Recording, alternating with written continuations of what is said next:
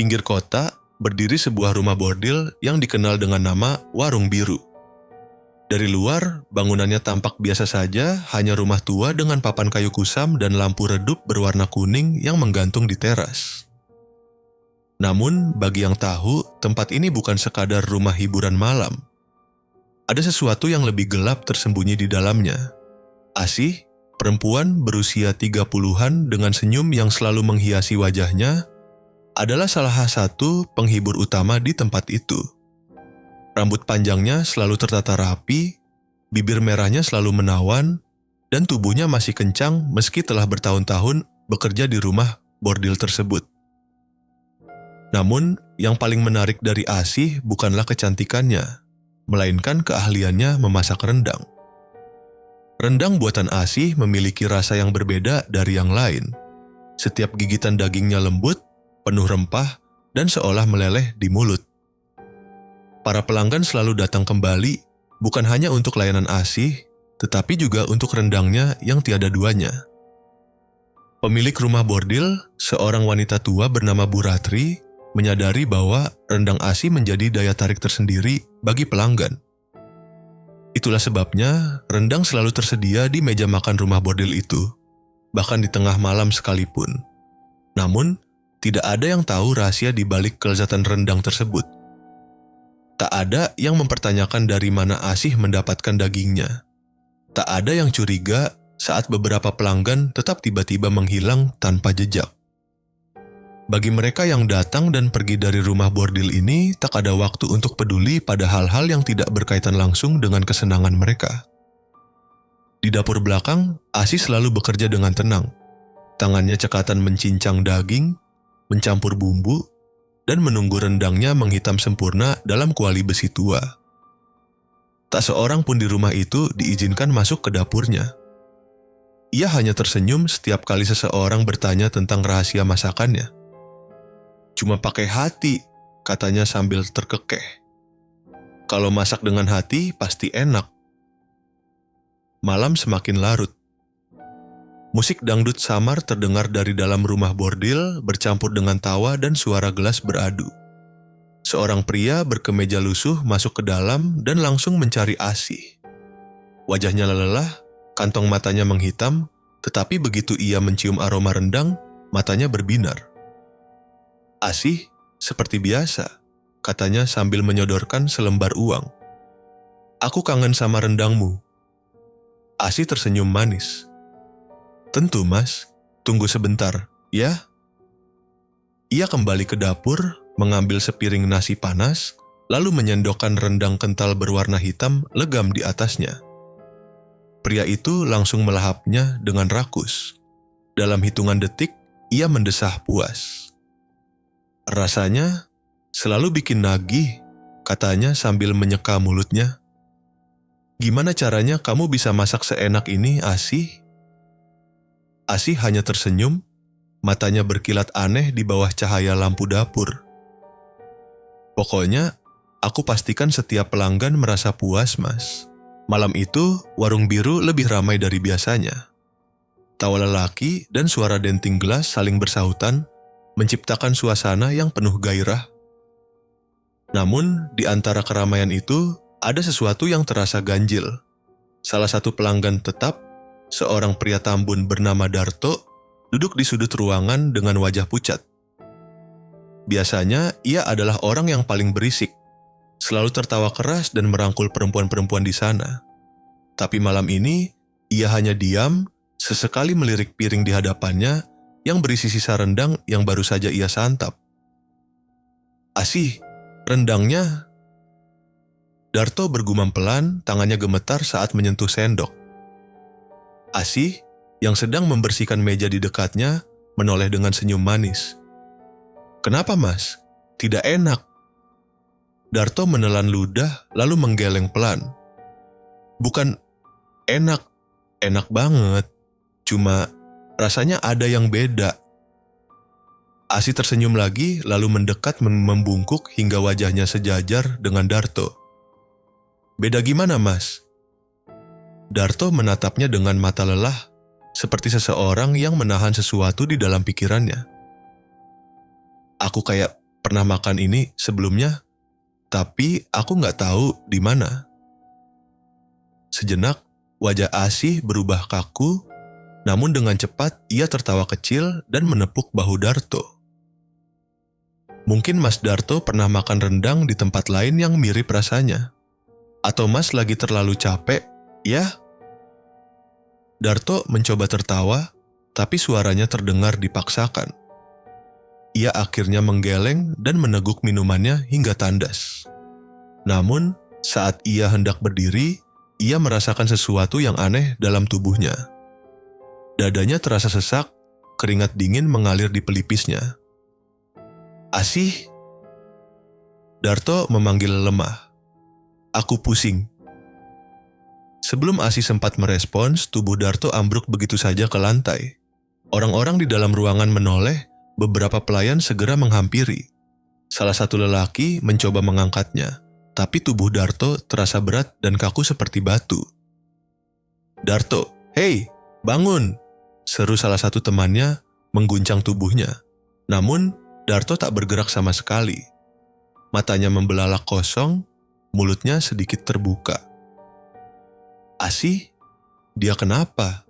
Tanya salah satu pelayan dengan panik. Asih berjongkok, menyentuh leher Darto, seolah mencoba merasakan nadinya.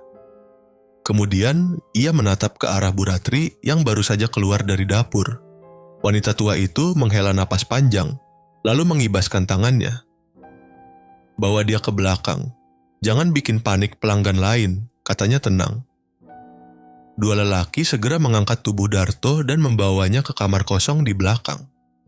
Beberapa orang masih menatap dengan penasaran, tapi suara musik kembali dinaikkan, membuat kejadian itu seperti sesuatu yang tak penting. Namun, di sudut ruangan, seorang perempuan muda bernama Rina melihat sesuatu yang membuatnya bergidik ngeri. Ketika Darto diangkat, ia melihat ada potongan kecil daging yang jatuh dari mulutnya. Daging yang hitam legam mengeluarkan bau anyir samar. Ia hampir muntah. Dengan tangan gemetar, Rina berdiri dan berjalan keluar dari warung biru. Ada sesuatu yang tidak beres. Ada sesuatu yang salah dengan tempat ini. Dengan Asih. Dengan rendang yang mereka makan selama ini. Di dapur belakang, Asih mencuci tangannya perlahan, menatap kuali besar yang masih mengepul. Ia mendengar langkah kaki seseorang mendekat. Bu Ratri masuk dan berdiri di belakangnya. Sudah mulai? Tanya Bu Ratri dengan suara rendah. Asih hanya tersenyum tipis, mengaduk rendang yang hampir matang. Seperti biasa, Bu, tak ada yang berubah. Namun, saat ia menoleh ke arah daging yang masih tersisa di meja, sesaat matanya bertemu dengan sepasang mata yang lain. Mata kosong yang mengintip dari balik kantong plastik besar di sudut ruangan. Mata yang masih belum mati sepenuhnya. Malam itu, warung biru kembali beroperasi seperti biasa. Musik dangdut menggema, suara tawa lelaki terdengar di setiap sudut ruangan, dan aroma rendang yang kaya rempah masih memenuhi udara. Namun, di balik semua itu, ada kegelisahan yang mulai tumbuh. Di dapur, Asih masih sibuk dengan kuali besarnya. Ia mengaduk rendang yang sudah menghitam sempurna, sementara Bu Ratri duduk di kursi dekat pintu, mengamati gerak-geriknya dengan tatapan tajam. Bagaimana tadi? Tanya Bu Ratri pelan. Asih menoleh sekilas. Seperti biasa, Bu, tak ada yang berubah. Bu Ratri mengangguk pelan, lalu mengalihkan pandangannya ke sudut ruangan, ke arah kantong plastik besar yang kini diselimuti bayangan. Asih mengikuti arah pandangannya dan menarik napas dalam-dalam. Matanya sekilas menatap sesuatu di dalam kantong itu. Sisa dari Darto, pelanggan tetap mereka.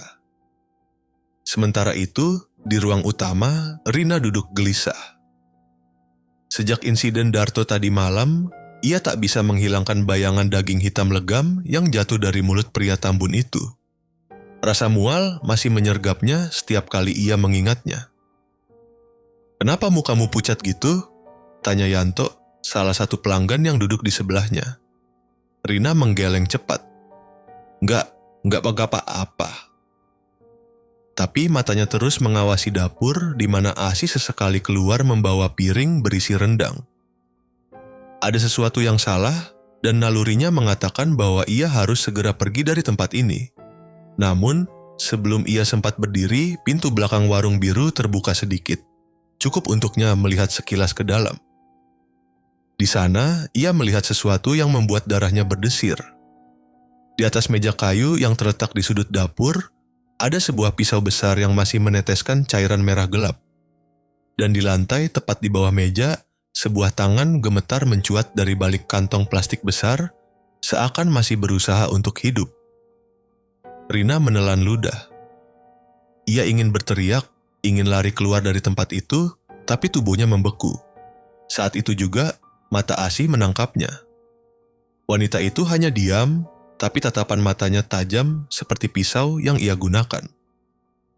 Seulas senyum tipis tersungging di bibirnya membuat Rina semakin ketakutan. Dengan langkah perlahan, Asi mendekatinya. "Rina, mau coba rendang buatanku?" tanyanya dengan suara lembut. Rina merinding, ia buru-buru menggeleng dan berdiri. "Aku harus pulang," katanya tergesa-gesa. Namun, sebelum ia bisa berbalik, tangan Asi mencengkeram lengannya dengan erat. "Kamu yakin? Sayang sekali kalau enggak sempat mencicipi yang istimewa malam ini." Rina merasa kakinya melemas. Jantungnya berdetak kencang. Ia tahu, jika ia tidak segera pergi, mungkin ia akan bernasib sama seperti Darto. Sementara itu, Bu Ratri memperhatikan mereka dari kejauhan. Senyum puas terukir di wajah tuanya. "Kalau dia terlalu banyak tahu, kau tahu apa yang harus dilakukan kan, Asi?" katanya pelan. Asi mengangguk tanpa melepaskan cengkeramannya pada lengan Rina. Di luar, angin malam berembus kencang. Bulan sabit menggantung di langit, menyaksikan apa yang akan terjadi selanjutnya di dalam warung biru. Di dapur, kantong plastik besar itu sedikit bergerak, sebelum akhirnya benar-benar diam. Malam berikutnya, suasana di warung biru terasa lebih sunyi dari biasanya.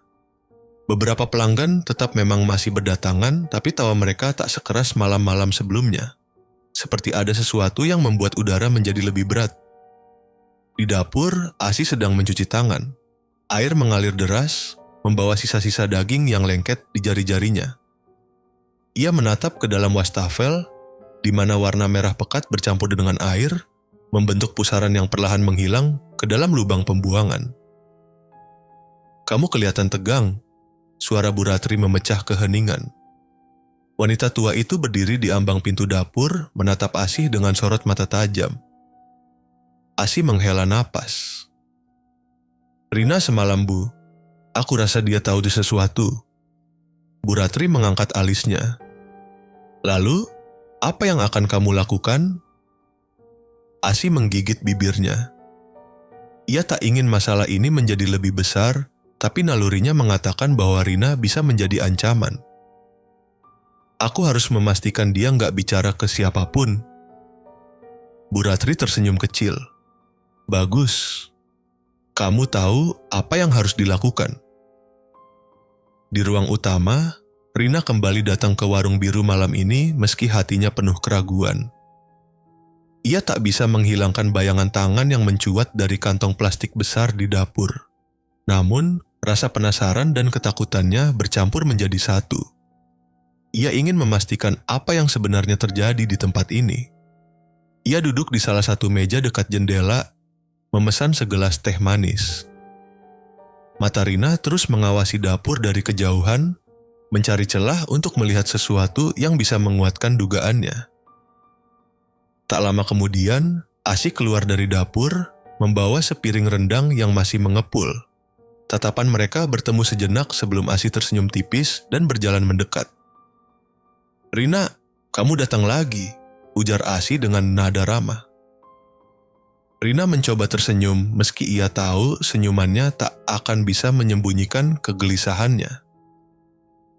"Iya, aku cuman ingin minum teh sebentar." Asi mengangguk dan menaruh piring rendang di meja pelanggan lain. Namun, sebelum ia pergi, ia berbisik pelan di telinga Rina, suaranya hampir tak terdengar. Kalau kamu terlalu banyak tahu, kamu bisa jadi bagian dari hidangan spesial kami. Rina membeku. Jantungnya berdegup kencang, tangannya mencengkeram gelas teh di depannya dengan erat.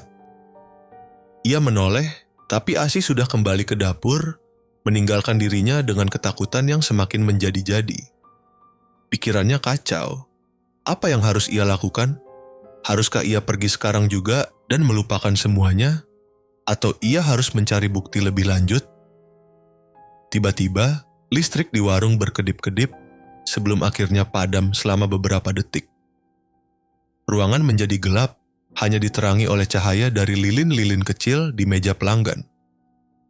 Beberapa orang bergumam tak nyaman, sementara yang lain hanya melanjutkan makan mereka seolah ini bukan hal yang aneh. Namun, di tengah kegelapan itu, Rina melihat sesuatu di sudut ruangan. Sesosok bayangan berdiri di dekat pintu dapur. Bayangan itu tinggi, tubuhnya kurus dengan kepala yang tampak menggantung aneh di lehernya. Mata Rina melebar, ia menelan ludah dan mencoba fokus. Saat listrik kembali menyala, bayangan itu sudah hilang. Rina buru-buru berdiri berniat keluar dari warung secepat mungkin. Namun, sebelum ia bisa melangkah, seseorang menyentuh bahunya. Ia tersentak dan menoleh. Bu Ratri berdiri di belakangnya, tersenyum samar. "Kamu kelihatan pucat, Nak. Kenapa buru-buru?" Rina tak bisa menjawab. Lidahnya keluh, kakinya terasa berat. "Kenapa nggak coba duduk sebentar lagi, siapa tahu nanti kamu bisa menikmati hidangan kami dengan lebih santai." Lanjut Bu Ratri dengan suara lembut tapi penuh tekanan. Di dapur, Asih melirik kantong plastik besar yang kini tak lagi bergerak. Ia tahu, malam ini akan ada tambahan bahan baru untuk rendang mereka. Dan kali ini, dagingnya akan lebih segar dari sebelumnya. Rina merasa ada yang tidak beres. Hatinya berdebar cepat, seperti ada bahaya yang mengintai dari setiap sudut warung biru. Ia ingin pergi, tapi tatapan tajam Bu Ratri seolah menahannya di tempat. "Duduklah, Nak." Suara lembut wanita tua itu mengiris keheningan. "Nikmati minumanmu dulu." Rina tak punya pilihan. Tangannya gemetar saat mengangkat gelas teh ke bibirnya. Cairan hangat itu seharusnya menenangkan, tapi justru membuat rasa takutnya semakin menjadi. Matanya melirik ke arah dapur, di mana Asih berdiri mengaduk sesuatu di dalam panci besar. Bau rempah-rempah yang kuat menyelimuti ruangan, tapi ada aroma lain yang membuat perut Rina mual. Tak tahan lagi, Rina berdeham pelan. "Bu, boleh saya ke kamar kecil sebentar?" Bu Ratri mengangguk, tapi senyumnya tak pernah hilang. "Tentu, Nak. Di belakang, lewat dapur." Jantung Rina semakin berdegup kencang. Ia tahu, keputusannya untuk berjalan ke arah dapur bisa jadi kesalahan besar. Tapi, ia juga tak bisa berdiam diri lebih lama. Langkahnya pelan, nyaris tanpa suara. Saat melewati dapur, matanya menangkap kantong plastik besar di sudut ruangan. Ada bercak merah yang menyerap ke permukaan lantai. Rina menelan ludah. Bau anyir yang samar tapi menusuk menyergap hidungnya. Asih menghentikan adukannya dan menoleh. "Mau ke kamar kecil? Lewat sini." Rina mengangguk cepat dan bergegas masuk ke kamar kecil yang pengap. Ia mengunci pintu, lalu mencoba mengatur napas. Pikirannya berpacu. Apa yang harus ia lakukan? Apakah ia harus kabur sekarang atau mencari tahu lebih jauh? Ia mendekat ke jendela kecil di kamar mandi. Tapi harapannya pupus ketika melihat jeruji besi menutup rapat celah tersebut. Tidak ada jalan keluar. Tiba-tiba, telinganya menangkap suara langkah kaki di luar. Kemudian, suara sayup-sayup Asih berbicara dengan seseorang. Rina menempelkan telinganya ke pintu, berusaha mendengar lebih jelas. Dia mulai curiga. Aku yakin dia melihat sesuatu. Suara Asih terdengar pelan namun tajam. "Kalau begitu, jangan beri dia kesempatan untuk bicara," balas suara Bu Ratri dengan nada dingin. Rina merinding. Mereka sedang membahasnya. Mereka tahu ia tahu sesuatu. Ia harus keluar dari sini sekarang juga. Dengan hati-hati, ia membuka pintu kamar mandi dan mengintip keluar. Dapur kosong. Ini kesempatannya. Pelan-pelan, ia menyelinap ke arah pintu belakang. Tangannya gemetar saat menyentuh gagang pintu. Namun sebelum ia sempat membukanya, suara berderit dari belakang membuatnya membeku. "Mau kemana, Rina?" Suara Asi terdengar tepat di belakangnya. Rina menoleh, wajahnya pucat pasi. Asi berdiri dengan pisau dapur di tangan. Sorot matanya dingin, senyuman di bibirnya tipis. "Kamu nggak seharusnya melihat hal yang bukan urusanmu," lanjut Asi, melangkah mendekat. Rina mundur perlahan, tangannya mencari sesuatu di meja untuk membela diri. Namun sebelum ia bisa bergerak lebih jauh, tangan kasar mencengkeram lengannya dari belakang. "Kamu harus belajar untuk diam, Nak," bisik Bu Ratri di telinganya. Rina ingin berteriak, tapi suaranya tertahan di tenggorokan. Ia tahu malam ini mungkin akan menjadi malam terakhirnya. Di dapur, panci besar masih mendidih. Uap panas mengepul, menyebarkan aroma rempah yang semakin kuat. Dan kali ini mungkin akan ada bahan baru yang dimasukkan ke dalamnya. Jantung Rina berdegup kencang. Tubuhnya menegang dalam cengkeraman Bu Ratri yang mencengkeram lengannya erat. Asi masih berdiri di depannya, memegang pisau dengan ekspresi tenang namun mengancam. "Lepaskan aku." Rina meronta sekuat tenaga, tapi pegangan Bu Ratri terlalu kuat. "Shh, jangan melawan, Nak. Kamu hanya akan menyulitkan diri sendiri," bisik Bu Ratri di telinganya.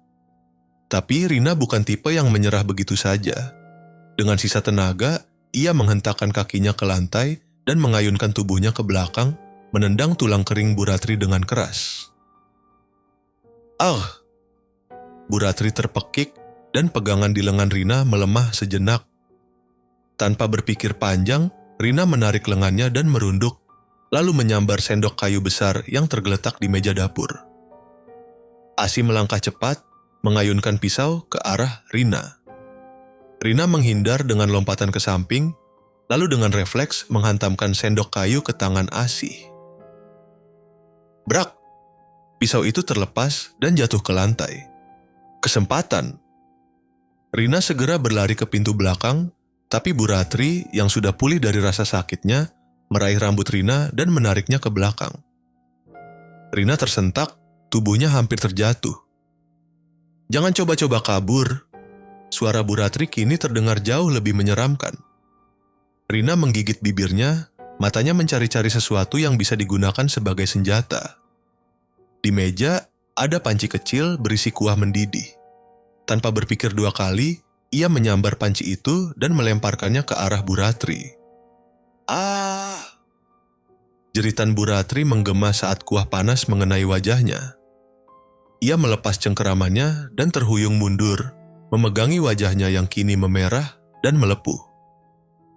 Melihat kesempatan, Rina berlari sekuat tenaga ke arah pintu belakang.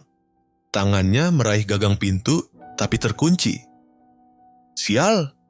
Rina panik. Ia membalikan badan, melihat Asih yang kini sudah mengambil kembali pisaunya dan mendekatinya dengan langkah pelan namun pasti. "Kamu pikir bisa lari begitu aja?" Asih menyeringai, matanya menatap Rina seolah-olah ia sudah menjadi mangsa yang terpojok. Rina terengah-engah, keringat dingin membasahi tubuhnya. Pikirannya berpacu mencari jalan keluar.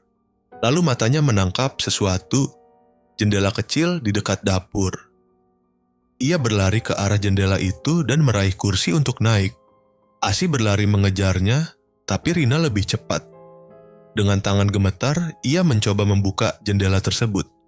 Sial, ada kunci di sisi dalamnya. Asi sudah semakin dekat. Tanpa berpikir panjang, Rina mengambil botol kaca dari meja dapur dan menghantamkan ke jendela itu dengan sekuat tenaga. Prang! Pecahan kaca berhamburan. Rina tak peduli meski beberapa serpihan melukai tangannya. Ia menarik napas dalam-dalam, lalu memanjat keluar dengan sekuat tenaga. Asi hampir meraihnya, ujung pisaunya bahkan sempat menyayat sedikit bagian punggung Rina, tapi ia berhasil melompat keluar. Jatuh ke tanah di halaman belakang warung biru, Rina meringis kesakitan.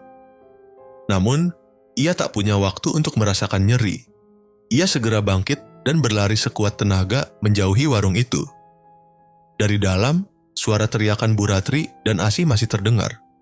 Tapi Rina tak berani menoleh ke belakang. Ia harus pergi dari tempat terkutuk itu sebelum semuanya terlambat. Rina berlari dengan napas tersengal-sengal. Kaki-kakinya terasa berat, namun rasa takut yang menggelora dalam dadanya mendorongnya untuk terus berlari. Keheningan malam yang seharusnya menenangkan justru terasa mencekam. Suara langkah kaki Asih dan Bu Ratri yang berteriak memanggilnya semakin lama semakin memudar, namun itu bukan berarti Rina aman. Ia tahu mereka pasti mengejarnya. Bahkan sekarang mungkin mereka sudah berada di belakangnya. Laju langkahnya semakin cepat, meskipun tubuhnya terasa lelah dan nyeri akibat serpihan kaca yang masih menempel di kulitnya. Setiap detik berlalu, suara teriakan dari warung itu semakin menjauh, tapi bayang-bayang ketakutan tetap membekas di pikirannya. Rina terus berlari menyusuri jalan sempit di belakang warung, mencoba mencari jalan keluar dari tempat itu. Ia berlari tanpa arah, hanya berharap bisa menemukan sesuatu yang bisa membantunya melarikan diri. Tak ada kendaraan, tak ada orang, hanya gelap dan sunyi yang mengelilinginya. Rina berhenti sejenak, mencoba menarik napas dalam-dalam. Tubuhnya gemetar, keringat dingin membasahi dahinya. Ketika ia menoleh ke belakang, tak ada tanda-tanda kejaran. Namun, ia merasa ada sesuatu yang salah. Suasana terlalu sunyi, terlalu kosong. Ini tidak berakhir begitu saja, gumamnya, berusaha meyakinkan diri sendiri. Tiba-tiba, angin malam berhembus kencang, membuat daun-daun yang berguguran berterbangan ke udara. Rina mengerutkan kening. Ia merasa seolah-olah ada yang mengamatinya. Dengan hati-hati, ia melangkah kembali. Suara langkah kaki yang samar terdengar di kejauhan, membuat hatinya berdebar kembali. Tanpa sengaja, ia menendang sebuah batu besar yang ada di jalan. Suaranya bergema di malam yang hening. Rina berhenti lagi, menunggu dengan cemas. Tidak ada suara langkah lagi, hanya angin yang berdesir. Tapi sensasi bahwa ia sedang diawasi makin kuat. Ada sesuatu yang bergerak di kegelapan, sesuatu yang tidak bisa ia lihat dengan jelas. Tiba-tiba, dari kejauhan Rina mendengar suara langkah kaki yang semakin mendekat. Ia menoleh ke arah sumber suara, dan di sanalah mereka, Asih dan Bu Ratri, berjalan di tengah jalan dengan tenang, seperti tidak terburu-buru mengejarnya. Wajah mereka tak terlihat jelas dalam cahaya rembulan yang redup, tetapi aura jahat yang terpancar dari keduanya sudah cukup untuk membuat jantung Rina berdebar hebat. Rina merasa matanya mulai kabur. Ia terengah-engah, rasa takutnya memuncak. Kepalanya berputar, tak tahu harus berbuat apa lagi. Namun, sebuah ide tiba-tiba terlintas di benaknya. Ia tahu, jika ia terus melarikan diri, mereka tidak akan berhenti mengejarnya.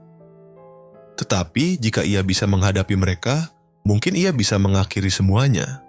Tapi bagaimana? Tanpa pikir panjang, Rina berlari menuju sebuah gang sempit di sebelah kiri. Gang itu gelap dan sempit, hanya cukup untuk satu orang berjalan. Rina berharap bisa bersembunyi dan menunggu kesempatan untuk melarikan diri lebih jauh. Namun, sebelum ia sempat masuk ke gang, suara Bu Ratri terdengar jelas di telinganya. "Kamu tidak bisa lari, Nak." Suara itu dalam, penuh ancaman. "Kami tahu di mana kamu berada." Rina berhenti, tubuhnya membeku. Ia menoleh ke belakang, melihat sosok Bu Ratri dan Asih yang kini sudah berada di ujung jalan, matanya memancarkan kilatan yang sulit dijelaskan. "Tidak ada tempat untuk bersembunyi, Nak. Kami akan menemukanmu, dan kali ini tak ada yang bisa menyelamatkanmu," lanjut Bu Ratri dengan senyum menyeramkan. Rina merasakan ketakutan yang luar biasa. Namun entah kenapa, ia juga merasakan kebencian yang mendalam. Mereka sudah terlalu lama mengintimidasi dirinya. Mereka sudah membunuh banyak orang tak bersalah demi kekayaan mereka. Rina tidak bisa membiarkan itu terus berlanjut. Dengan segenap tenaga, ia berbalik dan berlari ke arah mereka. "Kalian tidak akan menang," teriaknya dengan penuh keyakinan. Rina tahu ini adalah pertaruhan hidup dan mati. Tapi ia tidak bisa terus hidup dalam ketakutan. Asi terkejut sejenak, tidak menyangka Rina akan melawan. Namun, senyumnya segera terkembang, menunjukkan betapa ia menikmati permainan ini. Tanpa berkata-kata, Asi melangkah maju dengan pisaunya yang berkilau dalam cahaya rembulan. Bu Ratri hanya diam, menonton, seolah menikmati setiap detik dari perkelahian yang akan terjadi. Rina tahu ini adalah kesempatan terakhirnya. Jika ia tidak bisa mengalahkan mereka sekarang, semuanya akan berakhir tragis untuknya. Dengan tekad yang kuat, Rina melompat ke depan, mencoba menghindari serangan pisau Asih yang cepat. Ia mengambil batu besar yang ada di jalan dan menghantamkan batu itu ke arah Asih, tepat di tangannya yang memegang pisau. Senjata itu terlepas dan terjatuh ke tanah. Namun, tak ada waktu untuk merayakan kemenangan kecil itu. Bu Ratri sudah mendekat, matanya berkilat tajam seperti predator yang siap menerkam. "Jangan kira kamu bisa melawan kami," kata Bu Ratri dengan suara serak, penuh kebencian. Rina hanya bisa berlari, berusaha mencari celah untuk melarikan diri, menyadari bahwa ini adalah pertarungan hidup dan mati. Tetapi seberapa lama lagi ia bisa bertahan? Rina terengah-engah, tubuhnya gemetar kelelahan, namun tekadnya untuk bertahan hidup semakin membara. Bu Ratri dan Asi sudah begitu dekat, langkah mereka mantap dan penuh ancaman. Sekali lagi, Rina menyadari bahwa ia hanya memiliki satu kesempatan. Tidak ada jalan keluar yang mudah. Ini adalah pertarungan hidup dan mati yang harus ia menangkan, atau semuanya akan berakhir dengan tragis. Asi bergerak lebih cepat, wajahnya menampilkan senyuman lebar yang penuh kebencian, membuat Rina merasa seperti hewan yang sedang diburu. Pisau di tangan Asi berkilau di bawah cahaya rembulan, siap untuk mengoyak tubuhnya. "Berhenti berlari, nak. Tidak ada tempat untuk bersembunyi lagi," kata Asi dengan nada yang penuh ketenangan, seolah ini semua hanya permainan baginya. Rina menahan napas, berusaha untuk tetap tenang. Jantungnya berdebar begitu keras, hampir memenuhi telinganya. Ia merasa seperti ada dua suara di dalam dirinya. Yang satu berteriak untuk melarikan diri, sementara yang lainnya memberitahunya untuk melawan. Ia tahu mana yang harus dipilih. Dengan segenap keberanian yang tersisa, Rina melompat ke samping, menghindari serangan pisau Asih yang melesat dengan cepat. Seketika, ia berbalik, mencari sesuatu untuk digunakan melawan mereka. Mata Rina cepat mengamati sekitar, menemukan sebatang kayu panjang yang tergeletak di pinggir jalan. Tanpa ragu, ia mengambil kayu itu dan mengangkatnya tinggi-tinggi. "Jangan coba-coba mendekat," teriak Rina. Suaranya sedikit gemetar, tetapi penuh tekad. Asi terkekeh kecil, senyumnya semakin lebar. "Kamu pikir kayu itu bisa menghentikan kami?" katanya dengan nada sinis. "Kamu pikir kamu bisa mengalahkan kami dengan kekuatanmu yang kecil?" Rina tidak menjawab. Matanya tertuju pada pisau Asih yang berada di tangan lawannya.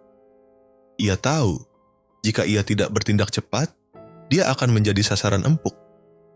Ia harus bergerak cepat. Dengan tangan gemetar, ia mengayunkan kayu itu dengan sekuat tenaga ke arah pisau Asih, berharap untuk membuatnya terjatuh. Namun, Asih begitu cepat. Ia melangkah mundur, menghindari serangan itu dengan gesit. Rina terkejut, tubuhnya hampir kehilangan keseimbangan. Namun, kesempatan itu tidak hilang sepenuhnya. Kayu itu menyambar dan menghantam bagian pergelangan tangan Asih. Pisau itu terlepas lagi, kali ini jatuh lebih jauh. Rina tidak membuang waktu. Dengan cepat, ia melangkah maju dan menendang pisau tersebut, menjauhkan senjata mematikan itu dari jangkauan Asih. "Dasar perempuan bodoh," teriak Asih, matanya berkilat marah. Rina tidak membalas. Ia kembali mengangkat kayu itu, siap untuk menghadapi apapun yang datang. Namun, perhatiannya teralihkan oleh suara gemerisik yang datang dari belakang. Bu Ratri, dengan tubuhnya yang lebih besar dan kekuatan yang mengerikan, mendekat dengan langkah perlahan seolah tidak terburu-buru. Rina merasa napasnya semakin sesak. Ia tahu Bu Ratri adalah ancaman yang lebih besar. Wanita itu memiliki kekuatan yang tidak bisa dianggap enteng. Tetapi, Rina juga tahu bahwa ia tidak bisa mundur lagi. "Lepaskan aku!" teriak Rina, mencoba mengusir ketakutannya. "Aku tidak takut lagi pada kalian." Bu Ratri tersenyum lebar, tapi kali ini senyumnya tidak lagi menyeramkan. Itu adalah senyuman kemenangan. "Kamu masih tidak paham, Nak. Kekuatan kami sudah ada sejak lama. Tidak ada yang bisa menghentikan kami," katanya, suaranya datar dan penuh kekuasaan. Rina merasa ketegangan yang semakin meningkat. Ia tahu ia harus segera menemukan cara untuk menghentikan mereka, atau ia akan menjadi korban berikutnya.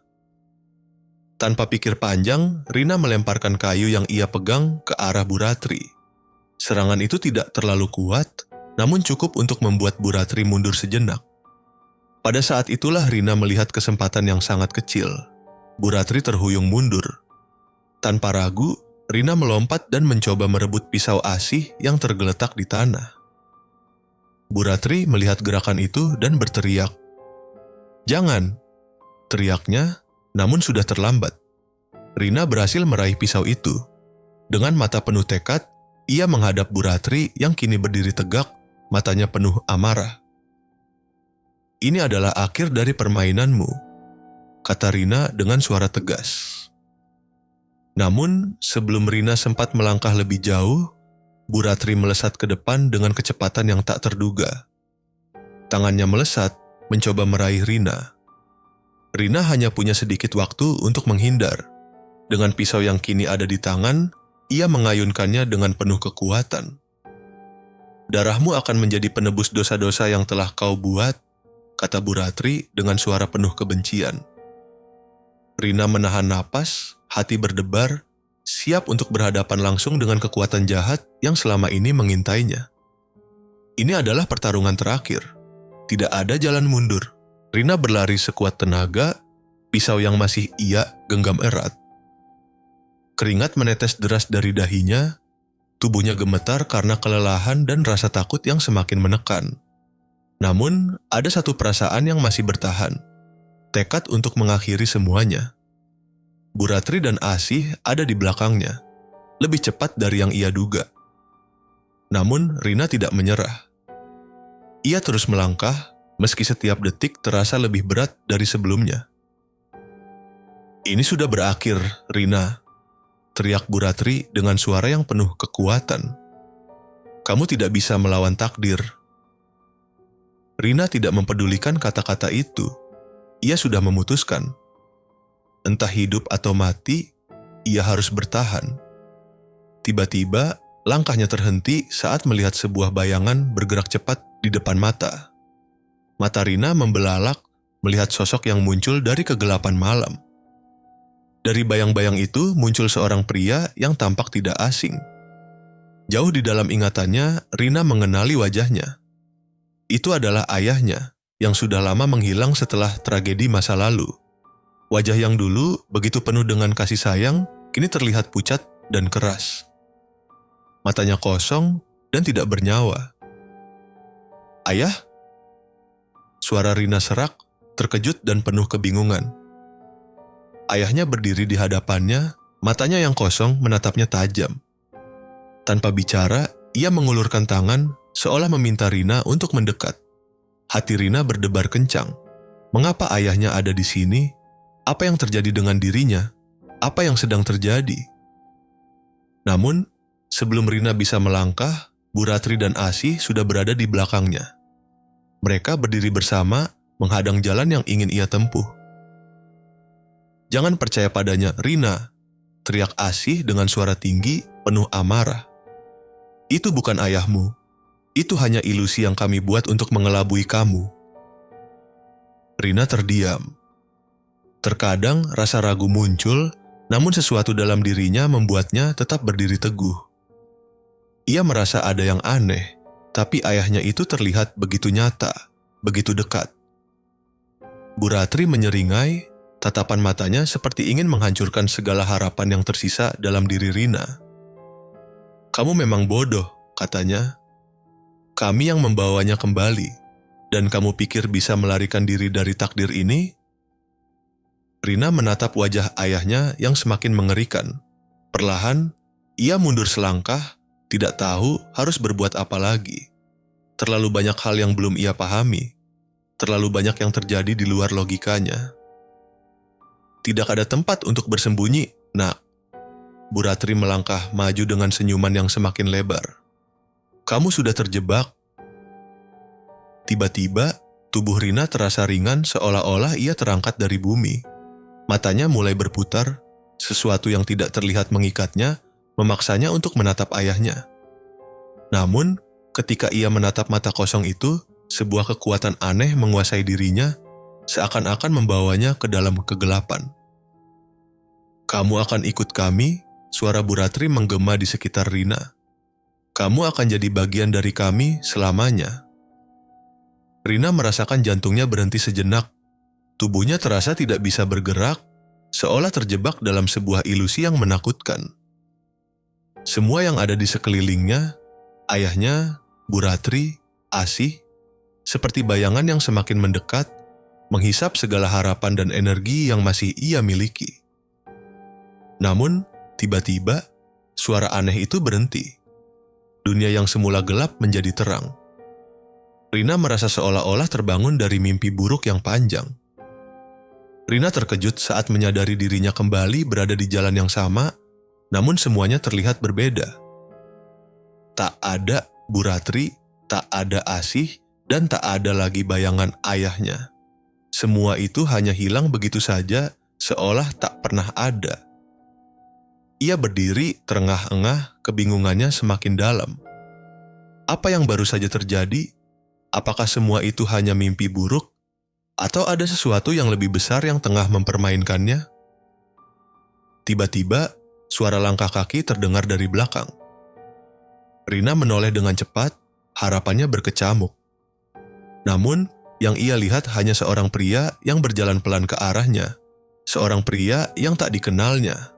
Matanya kosong, tapi tidak ada bahaya dalam pandangannya.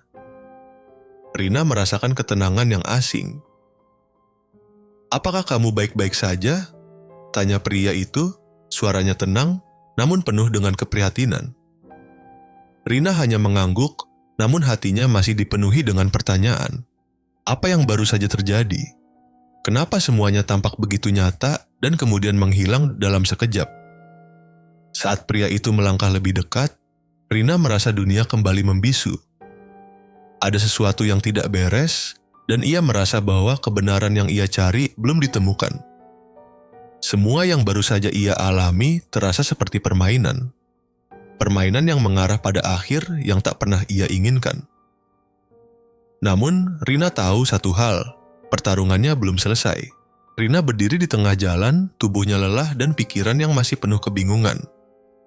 Pria yang baru saja mendekat tampak ramah, tetapi ada sesuatu yang mengganjal di dalam hati Rina. Ia merasa seperti terjebak dalam kebingungannya sendiri. Semua yang baru saja ia alami, ayahnya, Bu Ratri, Asih, semua itu terasa seperti mimpi buruk yang begitu nyata, namun begitu mudah menghilang dalam sekejap. Pria itu melangkah lebih dekat, dan Rina merasakan sesuatu yang aneh. "Apakah kamu baik-baik saja?" tanya pria itu sekali lagi. Rina hanya bisa mengangguk, meskipun hatinya masih penuh dengan pertanyaan yang belum terjawab. Kenapa semua ini terjadi? Apa yang sebenarnya sedang ia alami? Tiba-tiba, pria itu berhenti dan menatapnya tajam. Ada yang berbeda dalam tatapannya, sesuatu yang jauh lebih gelap daripada yang bisa Rina bayangkan. "Sebenarnya, kamu sudah lama tidak baik-baik saja, Rina."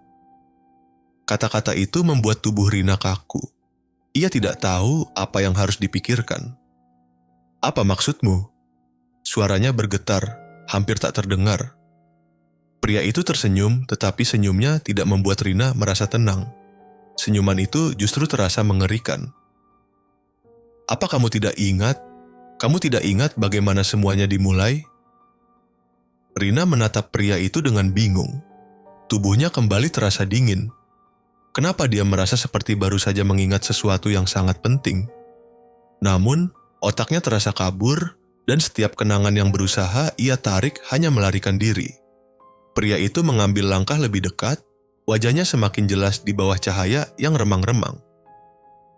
Mereka, Bu Ratri, Asih, dan juga ayahmu, semua itu adalah bagian dari permainan yang lebih besar. Kamu bukan hanya korban, kamu adalah bagian dari siklus ini, Rina. Perasaan takut merayap di tubuh Rina. Tidak mungkin. Semua ini, semua yang ia jalani, bukanlah kebetulan. Apa yang kamu katakan? Suara Rina semakin parau. Pria itu kini berdiri tepat di depan Rina.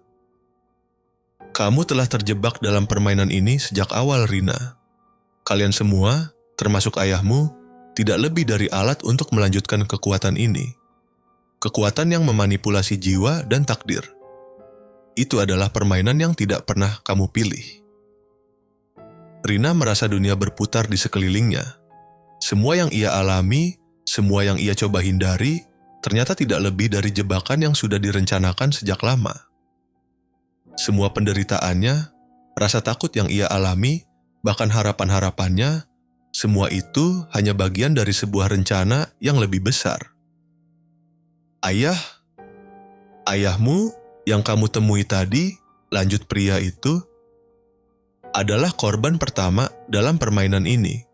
Dia dibangkitkan oleh mereka untuk memancingmu, untuk menghubungkanmu dengan takdir ini. Tetapi, kamu tahu apa yang lebih mengerikan? Kamu sudah lama terikat dengan mereka. Kekuatan itu ada dalam darahmu, Rina. Rina merasa dadanya sesak. Apa yang pria itu katakan? Apa yang dia maksudkan dengan terikat? Tidak mungkin, Rina berbisik. Aku tidak mau. Pria itu tersenyum lebih lebar. Kamu tidak punya pilihan, Rina. Kamu sudah terjebak dalam takdir ini.